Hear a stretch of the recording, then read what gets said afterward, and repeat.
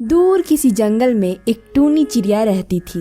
वो एक बहुत मेहनती चिड़िया थी और उसने एक अपना सुंदर सा घर भी बनाया था। वो सारा दिन काम करती और शाम को अपने घर में आके आराम करती और उसे अपने घर में बहुत शांति मिलता। लेकिन एक दिन वो सोने ही वाली होती है कि तभी उसके दरवाजे पर कोई दस्तक देता है। इस समय कौन आ गया? चलो चलकर देखते हैं, कहीं किसी को मेरी मदद की जरूरत तो नहीं है। फिर टूनी चिड़िया दरवाजा खोलकर दरवाजे के बाहर चली जाती है। फिर टूनी चिड़िया सामने देखती है कि काला कौवा और गोरी कौवी खड़ी है। आप दोनों इस समय सब ठीक तो है ना? कोई चिंता वाली बात तो नहीं? दरअसल बात ये है कि वो हमारा घर टूट गया है। मैं और गोरी तो इसके मायके गए थे, पर जब मायके से आके देखा तो हमारा घर टूटा हुआ था। अभी तो रात हो रही है, हम अपना घर अभी तो नहीं बना सकते हैं। सुबह होते ही हम अपना घर बनाना शुरू कर देंगे। टूनी प्लीज आज रात हमें यहीं रहने दो, हम सुबह होते ही कल अपने घर चले जाएंगे। अच्छा ये बात है तो आ जाओ, लेकिन सुबह होते ही अपने घर का काम शुरू कर लेना। हाँ हाँ टूनी, तुम चिंता मत करो, हम सुबह होते ही अपना घर का काम शुरू कर देंगे। तुम एक काम करो, हमें बहुत भूख लगी है तो कुछ खाने को ही दे दो प्लीज। टूनी चिड़िया उन्हें खाने को भोजन दे देती है और फिर सब खा पी कर सो जाते हैं। अगले सुबह टूनी चिड़िया जल्दी उठ जाती है, लेकिन अभी तक कालू कौवा और गोरी कौवी सोए ही रहते हैं। कालू कौवा, गोरी कौवी, अब सुबह हो गई है, आप दोनों उठिए और अपना घर का काम शुरू कीजिए। टूनी चिड़िया, मैं बस उठने ही वाला था। वो कल मैं दूसरे जंगल से सफर करके आया था, इसलिए मैं थका हुआ था। तुम जाओ, मैं गोरी कौवी को उठा के जाता हूँ और मैं अपनी घोंसला बनाने की प्रक्रिया शुरू करता हूँ। और फिर टूनी चिड़िया चली जाती है और फिर कालू कौवा फिर से सो जाता है। और फिर ऐसे ही सोते सोते दोपहर हो जाती है और कालू कौवा की आँख खुलती है और फिर काला कौवा गोरी कौवी को उठाता है। गोरी गोरी उठो गोरी, देखो कितनी दोपहर हो गई है। चलो और अपने घोंसले का काम बनाने का शुरू करते हैं। कालू जी, आज तो सोने में मजा ही आ गया। कितना नरम घोंसला बनाया है टूनी चिड़िया ने। ऐसा घोंसला बनाने के लिए काफी मेहनत करनी पड़ती है, जो तुम कभी भी नहीं कर सकती। कालू, मैं तो कुछ और ही सोच रही हूँ। अब क्या सोच रही हो? कहीं तुम इस घर पर कब्जा तो नहीं करना चाहती हो? कालू, तुम मेरे मन की बात कैसे जान गए? मैं तो तुम्हारी हर एक रग रग से वाकिफ हूँ। तो फिर तुम्हारा क्या ख्याल है? वैसे मेरा भी यही कहना है जो तुम्हारा ख्याल है। तो हमें क्या जरूरत है बाहर जाने की? चलो दरवाजा बंद कर दो। दाना तो पड़ा ही हुआ है चिड़िया का, चलो हम सो लेते हैं और जब चिड़िया आएगी तो हम दरवाजा ही नहीं खोलेंगे। और फिर दोनों सो जाते हैं और ऐसे ही शाम हो जाती है और टूनी चिड़िया भी दाना खोजकर आ जाती है। और जब टूनी चिड़िया आती है तब दरवाजा अंदर से लॉक था। टूनी चिड़िया जोर से दरवाजा पीटती है। वो दोनों दरवाजा का आवाज सुनकर भी खोलते नहीं हैं। तुम रुको, मैं अभी इस टूनी को भगाती हूँ। क्यों रे चिड़िया, क्यों दरवाजा खटखटा रही हो? दरवाजा तोड़ दोगी क्या? टूनी चिड़िया गोरी की बात सुनकर हैरान रह जाती है। गौरी, तुम दरवाजा खोलो, मुझे अंदर आना है। और तुम अभी तक गई नहीं? क्यों? हम क्यों जाएं अपना घर छोड़कर? गोरी, ये तुम क्या कह रही हो? ये मेरा घर है, तुम जल्दी से दरवाजा खोलो, नहीं तो मैं सभी पक्षियों को इकट्ठा कर लूंगी। जिसे भी इकट्ठा करना है कर लो, यह हमारा घर है। गोरी प्लीज इतना जुल्म ना करो मेरे साथ, और बाहर तो ठंड भी बहुत ज्यादा है, तुम मुझे अंदर आने दो। लेकिन गोरी चिड़िया टूनी चिड़िया की एक भी नहीं सुनती। टूनी चिड़िया तो बस दरवाजा देखती रह जाती है। टूनी चिड़िया बेबस होकर वहाँ से चली जाती है और एक पेड़ के नीचे बैठ जाती है। उसी पेड़ के नीचे दो तरबूज के बेल लगे रहते हैं। तभी एक तरबूज बोलता है, चिड़िया तुम उदास क्यों बैठी हो? कोई बात है क्या? गोरी कौवी ने मेरा घर मुझसे छीन लिया है, अब आप ही बताओ मैं इतनी सर्दी में कहाँ जाऊँ? मैं रात कैसे गुजारूंगी? चिड़िया, क्या मैं तुम्हारी मदद कर सकता हूँ? आप मेरी मदद कैसे कर सकते हैं? आप तो एक तरबूज हैं। टूनी चिड़िया, तुम चिंता मत करो, यह जो मेरे साथ तरबूज है, तुम चाहो तो इसमें अपना घर बना सकती हो। तरबूज को मैं कैसे अपना घर बना सकती हूँ? तुम इसमें बस सुराख कर लो और यह अंदर से खोखला है, तुम्हारा घर बन जाएगा। मुझे इसकी बात मान लेनी चाहिए, नहीं तो मैं इस ठंड में मर जाऊंगी। और फिर टूनी चिड़िया उसमें सुराख कर लेती है और वह तरबूज तो अंदर से सच में खोखला था और उसमें एक नरम नरम घोंसला भी था। और टूनी चिड़िया को उस तरबूज के अंदर बहुत ज्यादा गर्मी मिलती है। अब टूनी तरबूज के अंदर जाकर काफी खुश हो जाती है और वह आराम से सो जाती है। इधर मिट्ठू तोता और तोती आपस में बात कर रहे थे कि बस मेरे सर से बेटी का बोझ उतर जाए और फिर मुझे कोई चिंता नहीं। हमारी कमाई कम ही सही, पर एक बेटी का बोझ तो है ही हमारे सर पर, उसे भी जल्दी ही उतारना है, तो फिर कोई चिंता नहीं रहेगी। इधर कालू कौवा मिट्ठू जी से कहता है कि मिट्ठू जी, मैं दिन रात काम करता हूँ और सोचता हूँ कि किसी तरह से जग्गू को विदेश पढ़ने के लिए भेज दूँ। अरे कालू जी, इतनी भी जल्दी क्या है? अरे भाई, मेरे सर पर तो बेटी का बोझ है। मैं पहले इसकी शादी कर लूं, उसके बाद जो मर्जी आए वही कर लें। पहले हम अपने सर का बोझ हल्का कर लेंगे। इधर रानो चिड़िया की बेटी अपनी मम्मा से कहती है, मम्मा, बोझ बोझ बोझ, ये बोझ क्या है? सब लोग आपस में कह रहे हैं बोझ हल्का कर ले बोझ। मम्मा, ये सब बेटियों को बोझ क्यों समझते हैं? क्योंकि बेटी, जंगल में यह सभी पक्षी अभी तक समझ ही नहीं पाए कि बेटी और बेटा एक समान होते हैं। अगर बेटी को भी बेटे के मुकाबले अच्छी शिक्षा और परवरिश दी जाए तो वह भी एक परिवार का बोझ उठा सकती है, जैसी मेरी मम्मा। हाँ बिटिया, अपनी बेटी को मैं इस काबिल बनाऊंगी कि वह अपना बोझ खुद उठा सके। इस तरह जंगल में अगली सुबह हो जाती है। गौरी कौवी की बेटी मुन्नी कौवी भागे भागे चिड़िया के पास आती है। चिड़िया आंटी, मेरी मम्मा तो अभी से ही मेरी शादी करना चाहती हैं। यह सुनकर गुड़िया हंसने लग जाती है। तुम्हारी शादी? लेकिन मुन्नी, तुम तो बहुत छोटी हो। लेकिन मेरी मम्मा कहती है कि मेरी शादी का बोझ उतारकर वो जग्गू भाई को एक कामयाब पक्षी बनाएंगे।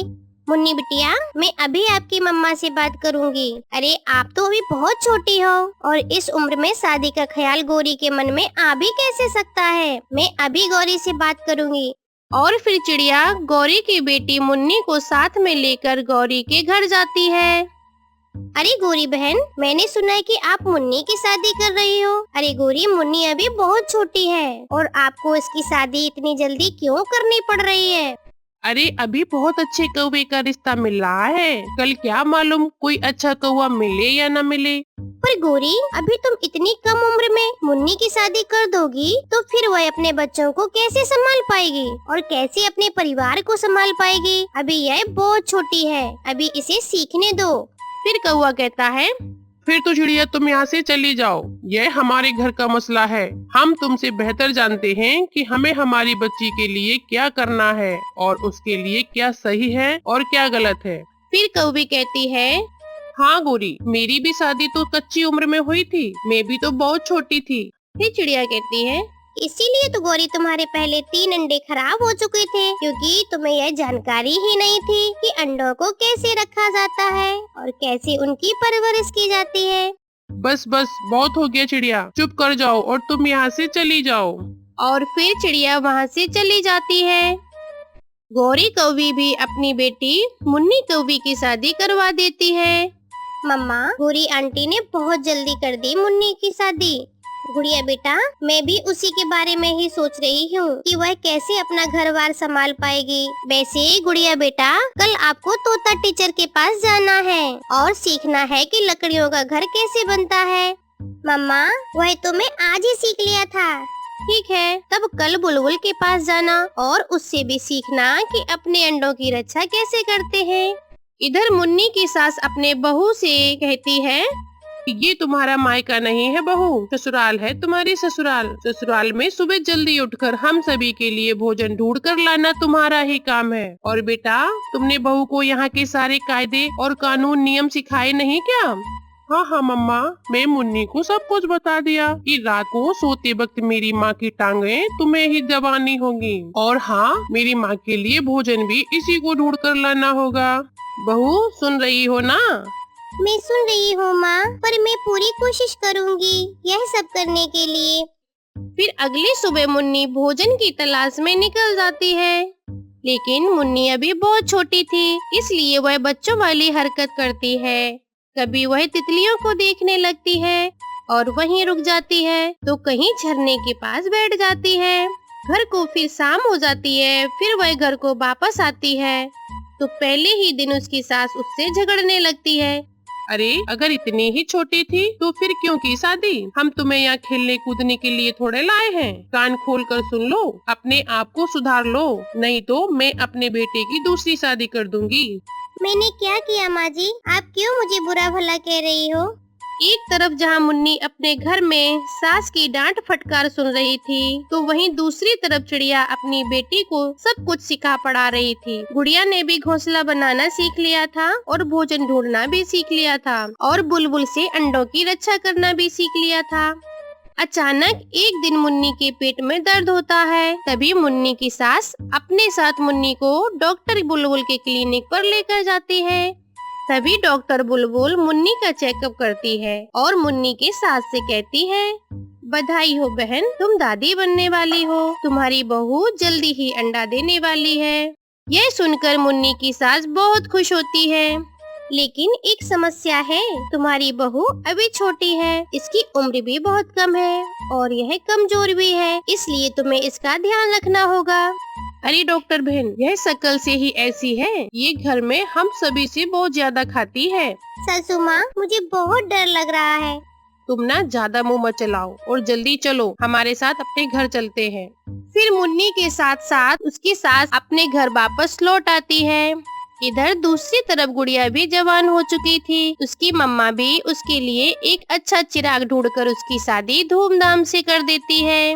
गुड़िया बेटा, मुझे विश्वास है कि अब आप अपने घर को बहुत अच्छी तरीके से देखभाल करके ध्यान से रख सकती हो। हाँ मम्मा, मैं अपनी माँ की हर बात याद रखूंगी। अपनी ससुराल जाकर गुड़िया बहुत खुश थी और उसका पति भी उससे बहुत प्यार करता था। चिड़िया का पति कहता है, सुनो, कल हम झरने के पास चलेंगे। वहाँ की लहरें देखने में बहुत आनंद आता है और वहाँ से हम थोड़ी लकड़ियाँ भी लाते हैं और उन लकड़ियों से हम अपने घर को थोड़ा सजाएंगे और बड़ा कराएंगे और मजबूत भी बनाएंगे। क्या चिड़िया, आपको लकड़ियों का घर बनाना आता है? हाँ भाई, यह सब मैंने सीखा हुआ है। दूसरी तरफ मुन्नी कौवी की तबीयत बहुत ज्यादा खराब हो जाती है। 10 दिन गुजर जाते हैं पर उसकी हालत में कुछ भी सुधार नहीं होता है। तब उसका पति उसे उसके मायके छोड़ता है। अरे बेटी, तुम चिंता मत करो, मैं भी जब अंडा देने वाली थी तो मेरी भी हालत तुम्हारे ही जैसी थी और जैसे ही अंडा बाहर निकल आता है तो सब कुछ ठीक हो जाता है। तुम बिल्कुल भी ना घबराओ। मगर माँ, मुझे बहुत चक्कर आते हैं और मुझसे बोला भी नहीं जाता। अरे बेटी, मैं तुम्हारे पापा के साथ बुलबुल के घर जाऊंगी और वहाँ से दवा लेकर आऊंगी। धीरे धीरे जंगल में रात भी हो जाती है और रात में मुन्नी की तबीयत बहुत ज्यादा बिगड़ जाती है। फिर कौवा और कौवी रात को ही अपनी बेटी को बुलबुल के घर पर लेकर जाते हैं। पूरी ये सारी समस्या इसकी छोटी उम्र में शादी करने की है। अब जो होना था सो हो गया। बुलबुल, अब तुम मेरी बेटी को बचा लो। मैं अपनी पूरी कोशिश करूंगी। बुलबुल मुन्नी को दवा देती है और इंजेक्शन भी लगाती है, पर वह उसे बचा नहीं पाती है और मुन्नी मर जाती है। अपनी बेटी को मरा हुआ देखकर गौरी, कौवी और कौवा फूट फूट कर रोने लगते हैं और ना ही अंडा बच सका और ना ही अंडे की माँ। सॉरी, ना ही अंडा बचा सकी मैं, ना ही अंडे की माँ को। मैंने बहुत कोशिश की। कौवी रोती हुई, मेरी बेटी, हाँ, मेरी बेटी, ओ मेरी फूल जैसी बच्ची, अभी बहुत छोटी थी जब मैं इसकी शादी कर दी और मैं बहुत बुरा किया, मैं बहुत अभागी हूँ। इस तरह से कौवी रोती रहती है। मैं ही इसकी सारी खुशियों की जिम्मेदार हूँ। बेचारी अपनी जिंदगी की सारी खुशियाँ देखे बिना ही यहाँ से चली गई। और फिर भी दोनों रोते हुए अपने घर को चले जाते हैं। इसी तरह जंगल में अगली सुबह हो जाती है। कालू कौवा तो अभी तक रोए ही जा रहा था। गोरी गोरी, जानती हो, जग्गू तो विदेश पढ़ने के लिए गया है, पर मेरी बच्ची पर मेरी बच्ची, वह तो हमेशा के लिए मुझे छोड़कर चली गई। अगर मैंने उसे उस दिन चिड़िया की बात मान ली होती तो अभी मेरी मुन्नी मेरे साथ होती। इस तरह कुछ दिन बीत जाते हैं और गुड़िया भी अपने घोंसले में एक सेहतमंद अंडा देती है, जिससे कुछ ही दिनों में एक सेहतमंद बच्चा बाहर निकलता है। गोरी बहन, यह लो मिठाई खाओ, मैं नानी बन गई। मेरी गुड़िया के अंडे से बेटा बाहर निकला है। चिड़िया बहन, अगर मैं भी अपनी बेटी की शादी पूरी उम्र पर की होती तो आज भी मैं यह खुशी देख रही होती। इसीलिए गोरी बहन, मैं सभी से कहती हूँ कि बेटियों को बोझ नहीं समझो, इसलिए उनके फ्यूचर का फैसला हमें बहुत ही सोच समझ कर करना चाहिए। प्यारे दोस्तों, मजेदार कहानी को देखने के लिए हमारे चैनल को सब्सक्राइब और लाइक करें। आपका बहुत बहुत धन्यवाद। दरबन जंगल में दो कौवे रहते थे। एक का नाम कालू कौवा था और दूसरे का नाम भूरा कौवा था। कालू कौवा अपनी पत्नी गौरी कौवी के साथ अलग घर बनाकर रहता था और भूरा कौवा अपनी माँ के साथ रहता था। उनकी माँ कई दिनों से बहुत बीमार चल रही थी। कालू कौवे और भूरे कौवे की माँ अपने छोटे बेटे भूरे से कहती है, भूरे बेटे, जाओ और अपने बड़े भाई को बुला कर ले आओ, मैं आप दोनों से कुछ कहना चाहती हूँ। माँ जी, मैं अभी जाता हूँ। और फिर भूरा कौवा अपने बड़े भाई कालू कौवे को बुलाने चला जाता है। बड़े भाई, माँ आपको बुला रही हैं। माँ को आपसे कुछ बात करनी है। फिर गौरी कौवे कहती है कि हाँ हाँ जरूर, सासू माँ की दवा खत्म हो गई होगी, क्योंकि तुमसे तो अपनी माँ की दवा लाई नहीं जा सकती जो तुम अपनी माँ की दवा लाकर उन्हें दे दो। ऐसा नहीं है, मैंने तो माँ को कल ही दवा लाकर दे दी थी और खिला भी दी थी। माँ को कोई और बात करनी होगी तुमसे। गोरी, मैं जाकर माँ को देखता हूँ। अच्छा तुम रुको अभी। भूरे देवर जी, तुम चलो, मैं अभी कालू को तुम्हारे पीछे पीछे ही भेजती हूँ। फिर भूरा कौवा वहाँ से चला जाता है। गौरी अपने कालू कौवे से कहती है, कालू जी, मुझे शक है कि तुम्हारी माँ तुम दोनों भाइयों के बीच में आज बंटवारा कर देंगी तुम्हारी जायदाद का। पर एक बात याद रखना, हाँ, कि जो वो नदी के पास वाला खेत है वो हमारे ही हिस्से में आना चाहिए। हम ही लेंगे उस खेत को, ठीक है ना? अरे हाँ हाँ ठीक है, अब मुझे जाने भी तो दो माँ के पास। फिर कालू कौवा वहाँ से अपनी माँ के घर पहुँच जाता है। कालू बेटा, तुम आ गए। कालू, इस समय मेरी तबीयत ज्यादा खराब है। कालू, मैं तुम दोनों भाइयों में तुम्हारी जायदाद बांट देना चाहती हूँ। माँ जी, अच्छे से काम में देरी क्यों, जल्दी करे ना। और आप जल्दी से मुझे नदी के पास वाला खेत दे दो। नदी के पास वाला खेत मैं ही लूंगा। नहीं नहीं माँ जी, मुझे भी नदी के पास वाला ही खेत चाहिए, क्योंकि आपको याद नहीं है पिताजी ने क्या कहा था कि नदी के पास वाला खेत भूरे को ही देना। इसलिए माँ जी, नदी के पास वाला खेत तो मुझे ही चाहिए। बेटा, तुम दोनों लोग वह खेत आपस में आधा आधा बांट लो। यह घर भूरे का है कालू, और तुम जिस घर में अभी रह रहे हो वो घर तुम्हारा ही है। ऐसा कहती हुए उनकी माँ मर जाती हैं। भूरे भाई, माँ तो मर गई। चलो हम चलकर अपने खेत में आधे आधे पर निशान लगा लेते हैं।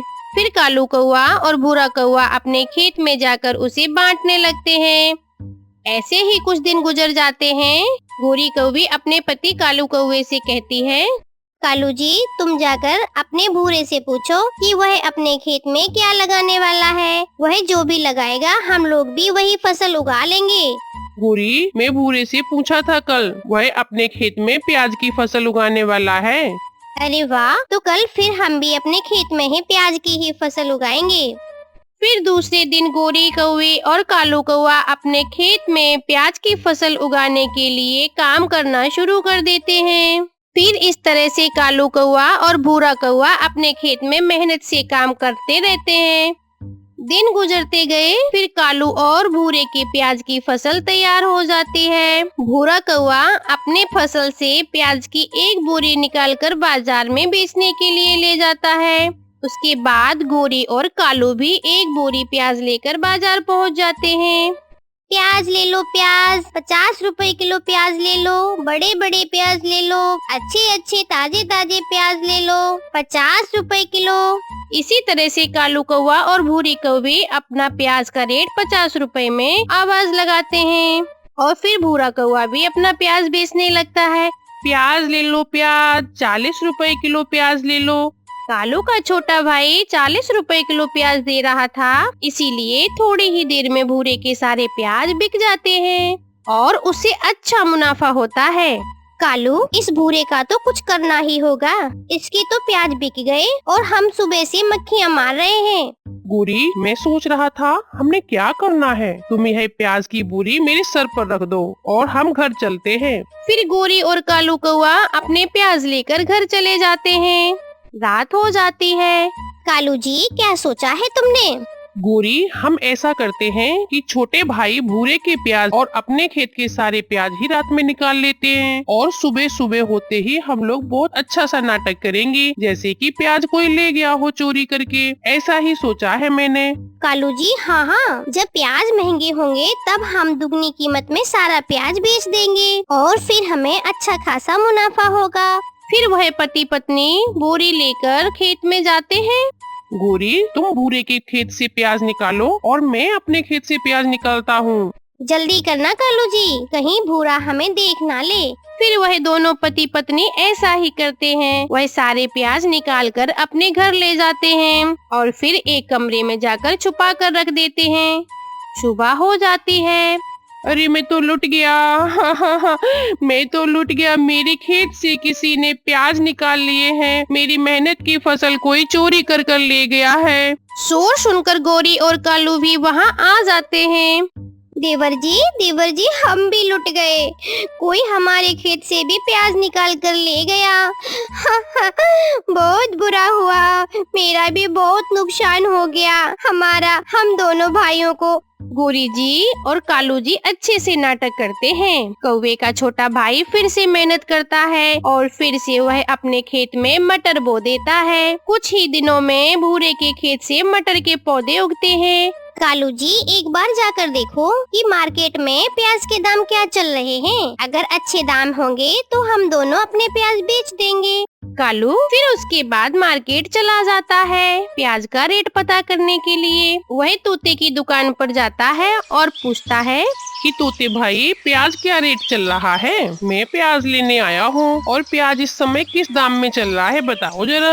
अरे आजकल प्याज कहीं से भी नहीं मिल रहा है। प्याज तो दुगनी कीमत पर बिक रहा है। हाँ, पूरे 100 रुपए किलो में प्याज है। यह सुनकर कालू कौवा बहुत खुश हो जाता है, क्योंकि वह तो सिर्फ प्याज के भाव जानने आया था, ना कि खरीदने आया था। और फिर कालू कौवा बाजार से घर जाता। गोरी गोरी, मजा आ गया। प्याज का रेट 100 रुपए हो गया है, पूरा दुगना। दुगनी कीमत पर बेचेंगे अब हम प्याज। अरे कालू जी, हमें तो लगता है कि थोड़ा और इंतजार कर लेते हैं हम लोग। उसके बाद हो सकता है कि प्याज सीधा 200 रुपए दुगनी कीमत पर बिक जाए हमारा प्याज। हम लोग क्यों ना थोड़ा इंतजार कर लें। फिर वह दोनों प्याज के रेट बढ़ने का इंतजार करने लगते हैं और फिर वह दोनों सारा दिन सोते रहते हैं, कोई काम धंधा भी नहीं करते। और कालू का भाई भूरा सारे दिन अपने खेतों पर काम करता है। भूरा अपने भाई कालू के पास एक दिन आता है। भाई, आपका खेत कब से खाली पड़ा है? आप अपने खेत में कोई काम क्यों नहीं करते? कोई फसल लगा दो, जिससे कि कुछ न कुछ तो फसल उगी जाएगी और हम लोगों के बुरे दिन भी खत्म हो जाएंगे। भूरे, मैं थोड़ा इंतजार कर रहा हूँ कि मैंने एक लॉटरी की टिकट खरीद रखी है। जिस दिन मेरी लॉटरी लग गई, मुझे सारी जिंदगी काम करने की जरूरत नहीं पड़ेगी। जैसी तुम्हारी मर्जी भाई। दूसरे दिन आसमान पर गहरे गहरे बादल छा जाते हैं और तेज बारिश होती है। चिड़िया अपने घर में छुपी बैठी थी। तोता भी अपने घर में तेज बारिश से छुपकर बैठा हुआ था। सारे पक्षी बहुत डरे हुए थे। तभी कौवे का घर इतना मजबूत था नहीं और ऊपर से उसमें कई बोरियां प्याज की अपने घर में जो छुपा के रखी थी, वह तेज हवा के झोंके में आ जाता है और कौवे का घर टूटकर नीचे जमीन पर गिर जाता है। तभी कौवा और कौवी घर के नीचे दब जाते हैं और हर तरफ प्याज ही प्याज बिखर जाता है। कालू, यह क्या हुआ? यह प्याज तो हमें ही ले डूबा। अरे गोरी, हमारा लालच ही हमें ले डूबा।